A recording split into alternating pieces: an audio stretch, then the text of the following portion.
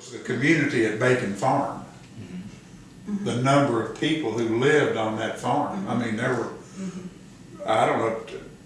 I was born there. Let's get into the Bacon Farm, because that was a, they employed quite a few people. They employed a whole bunch of people. Yeah. And gave them places to live, let them raise some tobacco, and gave them milk. And, The dairy.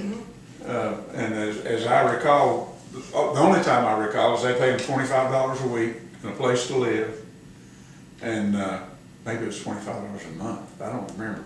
But anyhow, there were a lot of people, a lot of houses on that farm. And they actually had two farms. They had one called the Lower Farms down Davis Ferry Road, which was a dry cattle farm. But I mean, that was a big deal. It was. It was. He was one of the major employers of the Oh company. yeah, absolutely, absolutely. I never saw the Colonel. Really? I never saw the Colonel. Miss Betty, Hugh Todd was Miss Betty's chauffeur. I don't know if y'all remember that. I do. You remember her in that Chrysler Imperial going to town and back?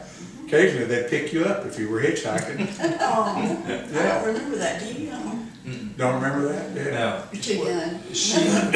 She passed in 63, and I think he passed in 55. When? She passed in 63, and he passed in 55. Okay, I never saw him, but she, of course, rode to Hugh was her chauffeur and went to town about every day. And actually, you could hitchhike Hugh, pick you up, give you a ride to town. Mr. Reed ran the dairy. And then Joe Amber. And then Joe Amber followed Mr. Reed. But Mr. Reed, you know the Ivins boys, the Ivins twins? Yeah. That was their grandfather. Okay. They were a year ahead of us. Yeah. Yeah, Mr. Reed was their grandfather. I believe his daughter was Virginia. That's right. I'd forgotten all about them. Yeah, and that was the Ivins boys' mother. And then the Amberts came, and they had a house full. Yes. They went to school in Jackson when I did. Yeah. Jean and Jane, the twins, were in They either were my Jackson, class or yeah. a class below me, I think. And the fence was always distinctive, and they'd have two people who painted the fence in the summertime, and they'd start on one end and finish on the other end. The fence started at Fort Creek and ended when you started through the knobs, past what used to be Fort Creek Church.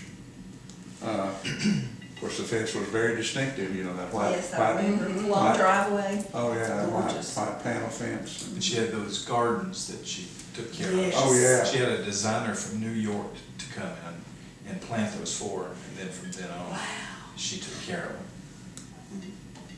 Yeah, I mean, they had full-time lawn people. Miss Betty had full-time yard people. I don't know who they were. Some of the guys, like Jimmy Bibbins, when he was a kid, he worked in the gardens. Yeah. Yeah. And she made her own sausage too. Oh, did she really? I did not know that. Yeah.